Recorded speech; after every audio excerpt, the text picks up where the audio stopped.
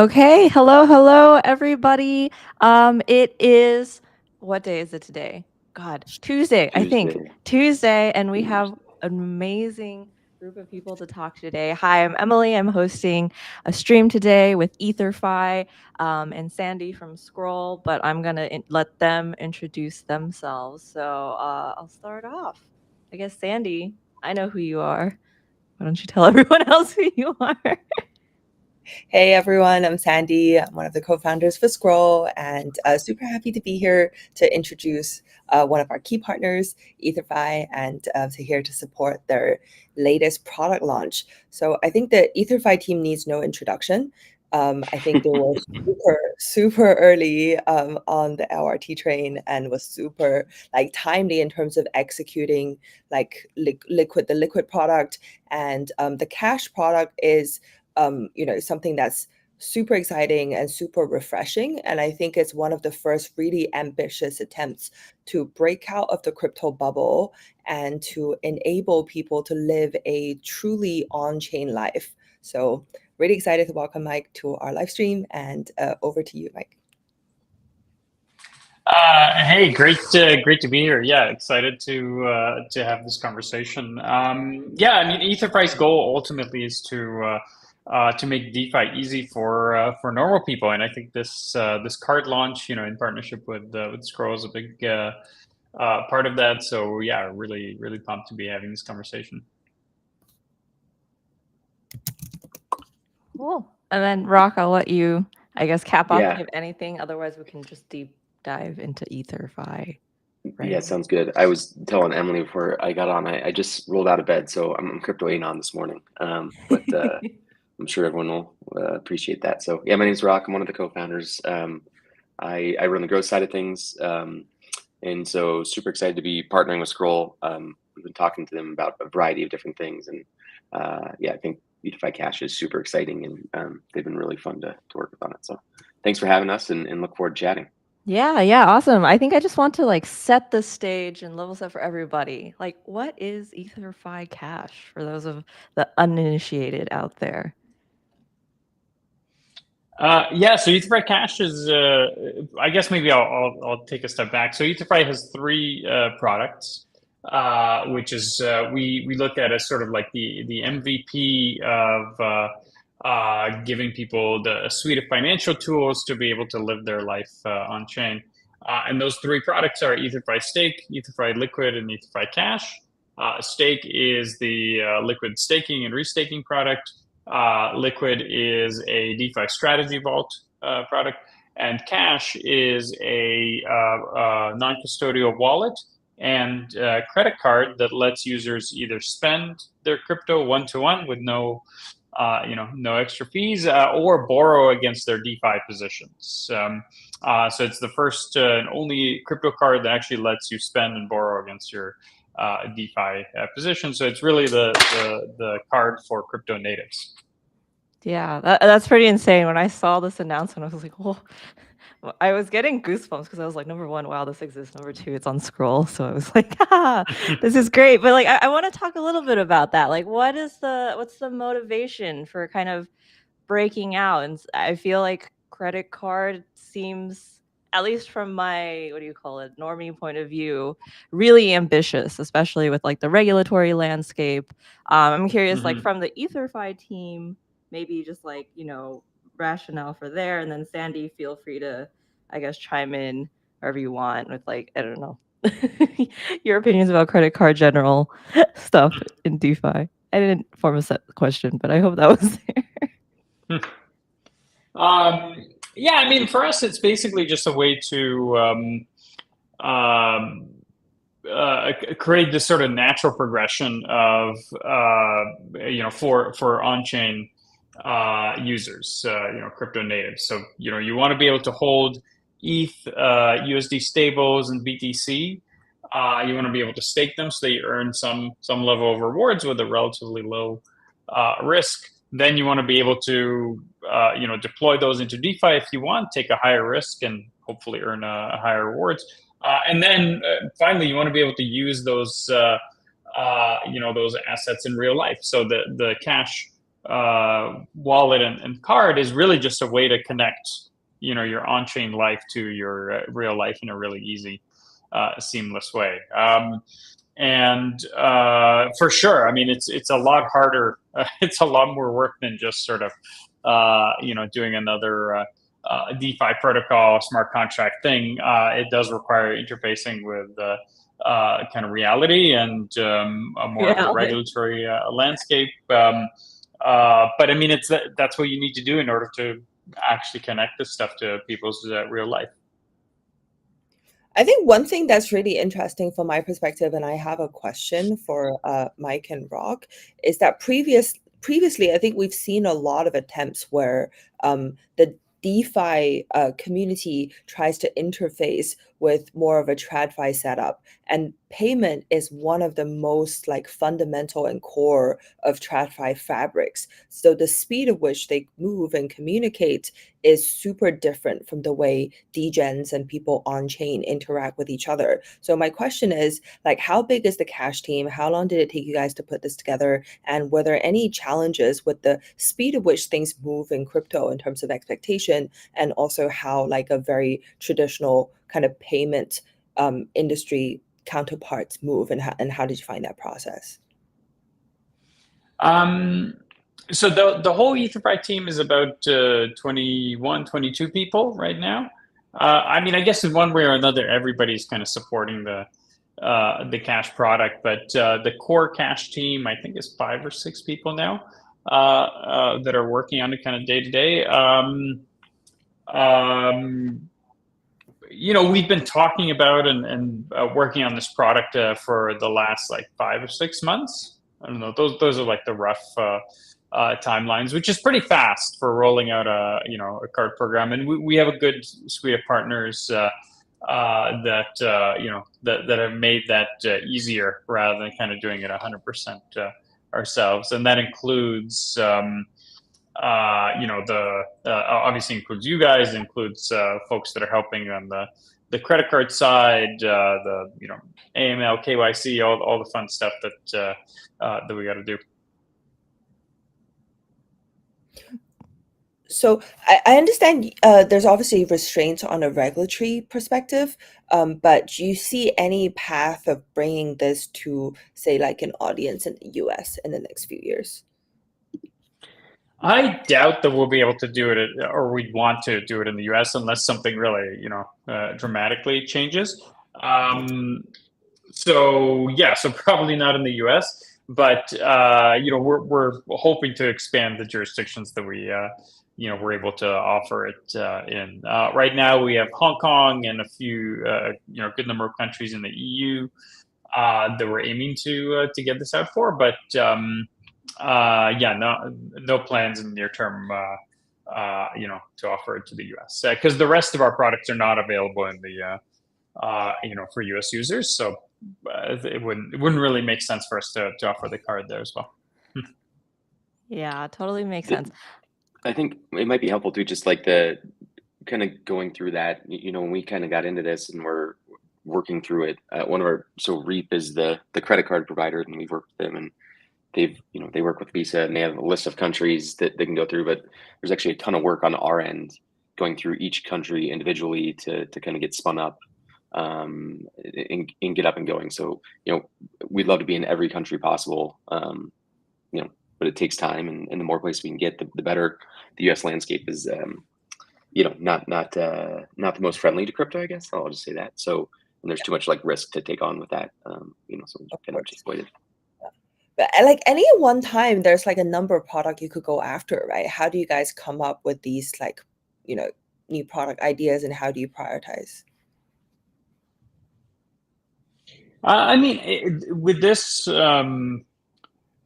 suite, I guess this first suite of products that we have, I mean, really, it comes from user needs, and really, I guess ourselves as being users, being to some extent drivers of that. It is this kind of natural progression from wanting to hold your assets, in a non-custodial way, to be able to stake them, to be able to deploy them to DeFi, and then use them in real life. So it is kind of this natural suite of use cases that serves as this MVP to be able to be on chain kind of entirely, and hopefully over time offboard from TradFi. Yeah, so I kind of want to talk about like the decision-making matrix when it comes to launching a credit card, right?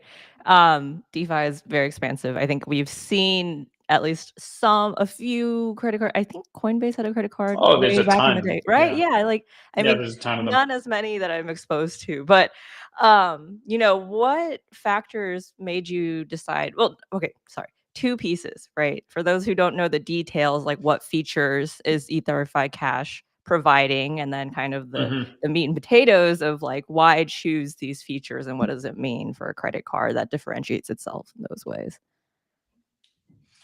Yeah, for sure. I think that's a good point. Maybe it's helpful to to give a quick summary. So with Etherfi Cash, I mentioned, so think of it as just very concretely, it's a mobile app. You can use it on your web browser, or at some point in the next few weeks, you'll be able to just download it on the App Store. It's a mobile app. It'll have a crypto wallet, so you'll be able to hold your crypto inside the wallet in this app, and attached to it will be a credit card. This credit card or the wallet, you'll be able to load your Etherfi assets as well as USD stables. And so you can put stables or your Etherfi stuff in this wallet, and then the card lets you either spend your USD stables, so USDC, DAI, USDT, and it will let you borrow against your DeFi positions or your Etherfi assets. So if you have some stake DETH with Etherfi, you'll be able to borrow against it by using the card. And there's a whole bunch of benefits and perks. There's 8% cash back on the first $1,000, so it's just a nice perk to kind of get you started.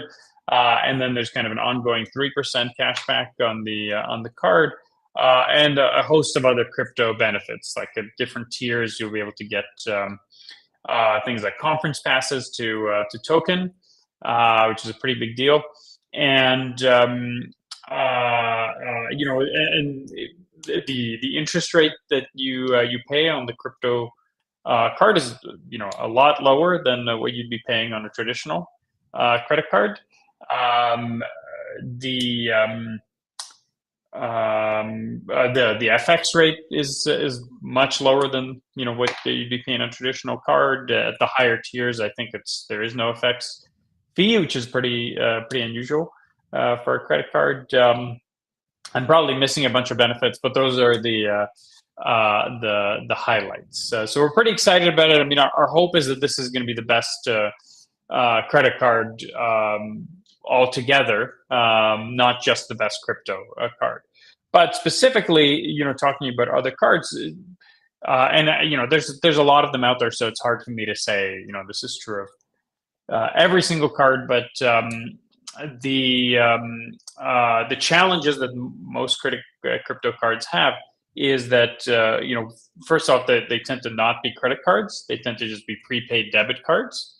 So that has a number of disadvantages in that it means you can't use the card in certain circumstances. For example, in a lot of cases, in hotels or car rentals, you need an actual credit card. So this is a credit card, unlike many crypto cards. And then the second thing is most crypto cards don't actually let you use your crypto. You're really just selling your crypto to load this prepaid debit card with fiat and then use it in day-to-day life, which is, usually there's a whole bunch of fees associated with doing that because you're having to sell your crypto, pay a bunch of fees, and it's just annoying. I mean, it's just not a good user experience. You have to constantly kind of top up your balance and wonder what you whether you have enough on there. And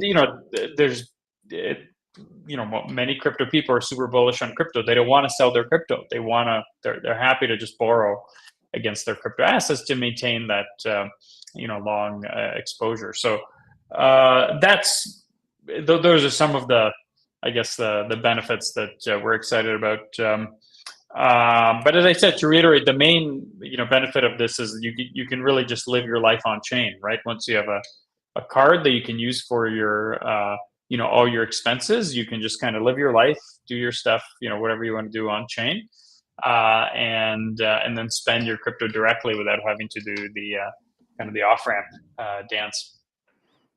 Yeah, cool. Speaking of chains, I think the follow-up question I think is two parts, right? One is for you guys, right? Why choose to build with Scroll, right? Mm-hmm. And I think the second part probably is for Sandy, is like, what does this mean for Scroll, and like all of our users out there?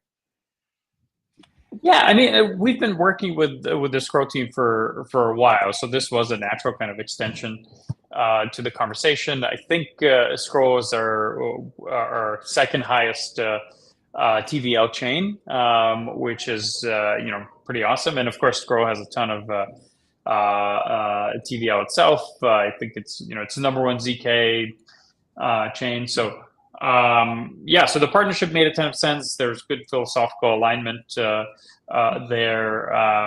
It just honestly made a lot of sense to work on this together. Yeah. So I think we're really excited to work with this kind of stuff. We'll work with the cash product, and first of all, I think Etherfi's growth on Scroll has been phenomenal, super fast. I don't think we were one of the earliest integrations, but the speed of which the asset has grown has just been absolutely incredible. And you can sort of tell that most of the Etherfi holders on Scroll are incredibly degen by where they're going on the ecosystem. I don't think we've given a ton of guidance in terms of where we want the asset to go. So a lot of that have been organic, and it's, I think that there is a growing group of people, kind of community, who are living more and more of their lives on chain, and whose behavior is very incentive driven. And so when we launch a product like this that has very clear incentive alignment with the user, and so the hope and the goal is that these users would hopefully be drawn to this kind of product. What is really exciting from our perspective is that with end user facing products like this, we can experiment with a number of potential product market fits for a ZK chain. So first of all, I think the fact that we're super kind of like probably the most kind of, not probably, but the most compatible, the most EVM compatible ZK rollup means the Aave and lending markets on Scroll have grown exponentially. I think we're also the largest, if not the second largest or the largest Aave market of any L2s as well. Having a relatively modest kind of overall TVL size compared to some of the bigger L2s, this level of DeFi efficiency, I think, is something that we're super happy about. And so that leads to a ton of people living a very degen and DeFi oriented on-chain life on Scroll. And those are living and breathing human beings who have off-ramp needs. And so this cash product is a very natural extension to kind of the profile of someone who is constantly balancing their books on chain. And the second thing, the second product that we're hoping to kind of work more closely with the cash product with is our Canvas product. So Canvas is meant to be, it's launched as a on-chain reputation tracker. So the idea, and this is a feature that we've built with the Ethereum attestation services, the idea that your on-chain footprint from the past kind of 8-10 years of Ethereum mainnet footprint should be transferred to your L2 footprint and your L2 on-chain journey, so that we have a bunch of people, a bunch of wallets on Scroll where the wallets come from 2015, 2016. So one interesting fact, which I don't think I've shared before, is that on Scroll we have kind of 50 wallets from 2015 and 2016. So those are, back then, I don't think many people were super active on chain on Ethereum. That was the pre-ICO boom. So so there's a lot of kind of OGs on chain, and so what does that mean in terms of like differentiation? And you know, we would love to see new products taking advantage of these reputation tools to give targeted marketing. So for example, if the cash product wants to launch, say, like a party in Singapore that involves a pool and a lot of Lambos, then you know there's a method to leverage these things. Yeah, there's a method to leverage these like on-chain reputation tools to see like, okay, who typically goes to these parties, and how many ETH they have, and you know, I think there's a lot of different ways you could like play this. Win Lambo. Yeah, that's all we want is Lambos, you know. It's hilarious. I can I imagine. think But yes, the other thing on that, Sandy kind of mentioned it, but so, you know, the L2 thing has been an interesting experiment for us and like where people have gone. And Scroll's actually our second largest L2 behind Arbitrum, as far as like TVL goes. Yeah, so it's been kind of, you know, there's been several integrations that, you know, have kind of gone through a variety of different things and steps with to get integrations out and whatnot. And so we're super excited about the cash product and where that is. And I think that the other thing, like just about products, people often don't know like the product that they want. And so you just kind of got to build the product for them. And so, you know, cash just kind of seems like this natural extension. And people we talk to, like, you know, Sandy mentioned it, but like people don't realize the pain point that there is there. And they're like, oh my gosh, yeah, this is exactly what I'm looking for. Like payments have tried to be answered before, just not in a good way. So. Yeah.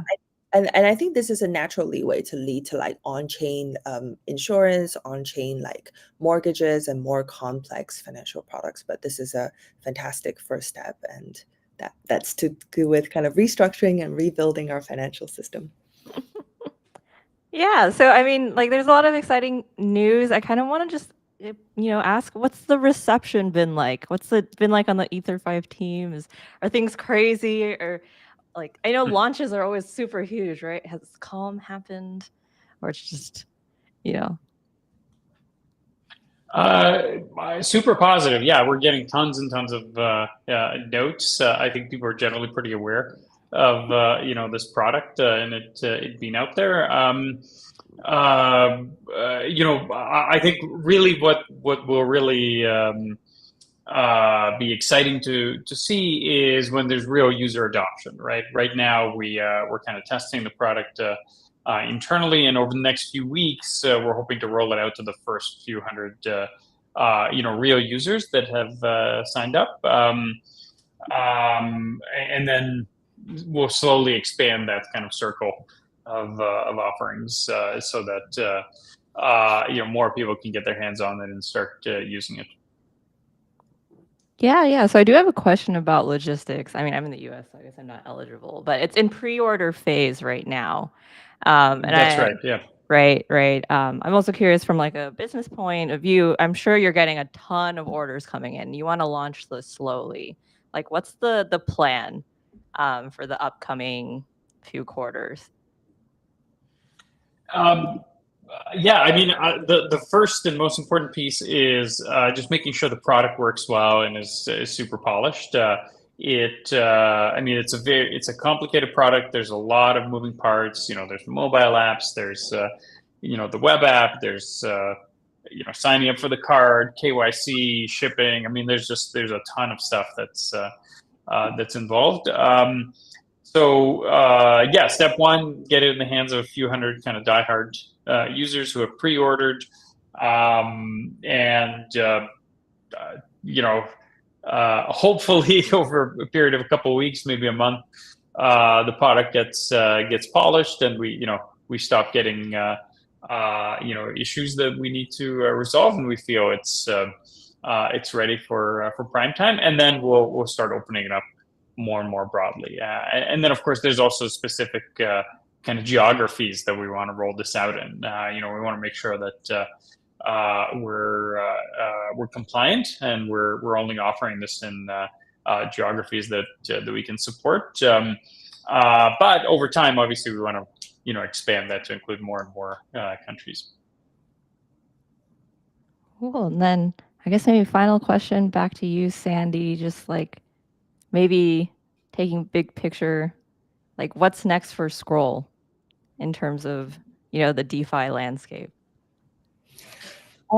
So I think the DeFi fundamentally is about getting access to more and more like kind of stacked yield.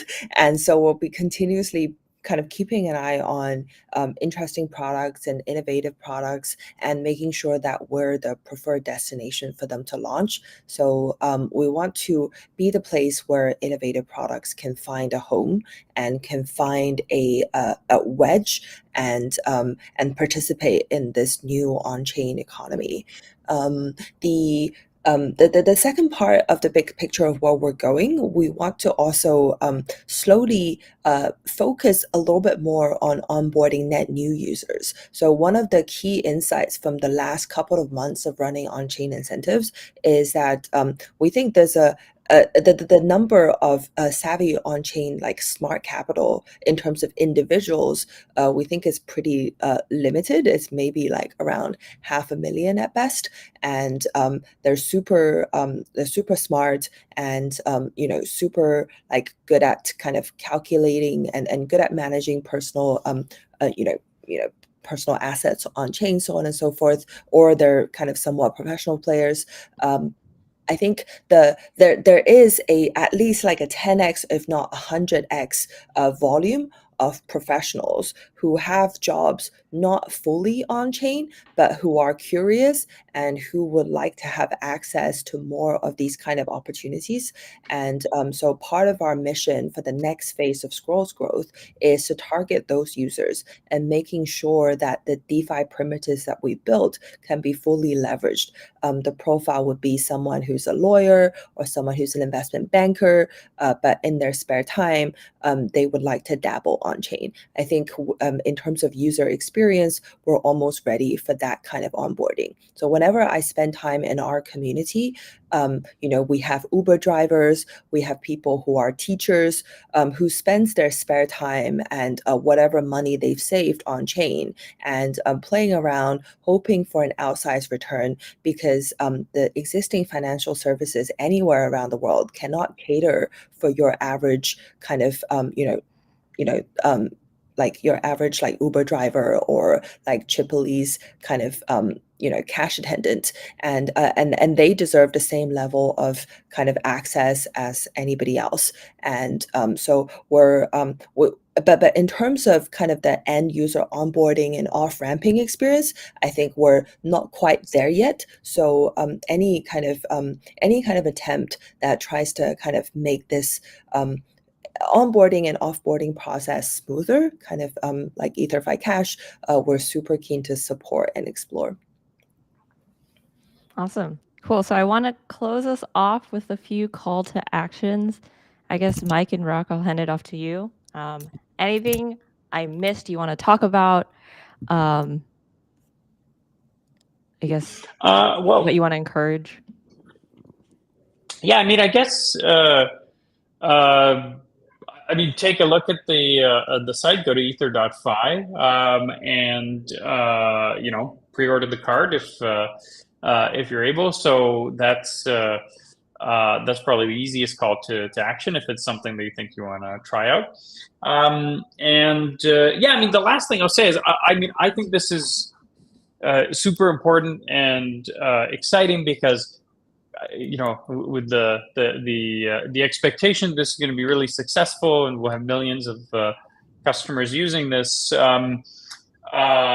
it will be one of the major, if not the major, tie-in of DeFi to the real world economy. So in other words, it won't, crypto won't be this kind of insane kind of up-down boom bust cycle that just basically depends on speculative mania. Instead, it'll be based on people's actual economic activity and real value creation insofar as making payments and typical financial activities the users engage in easier. So I think that's great, and from the standpoint of Scroll, I think it'll position Scroll in a really great place relative to to other L2s.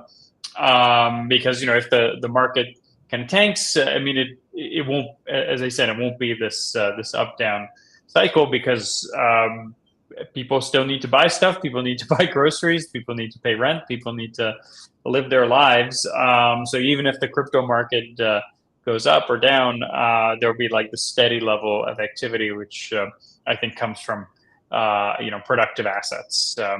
So that ultimately is what I think DeFi needs in order to make it more sustainable and tied to reality. Awesome, cool, Sandy. I guess cap us off, keeping us in reality. Any call to actions for Scroll? Yeah. I think check out our DeFi ecosystem. We also have a bunch of super fun games coming, and some of them are launched on zkWasm, zkL3, creating like a very, very competitive on-chain gaming experience. And then also obviously go to Etherfi Cash and sign up for a card. Would love to see how many kind of yield and points one can stack while still, swiping their favorite grocery or whiskey or whatever it takes your fancy. Or Lambo. Or Lambo. Yeah. Or So, okay, cool. So I'm going to close this off with a comment from our audience. Etherfi has been at the top of the game since day one. Glad they are partnering with Scroll. This is another project that is really promising. Thank you, Nice. everyone, for joining. I guess those of you who are up really early, go back, take a nap, wake up, and ship. So thank you, Emily, okay. for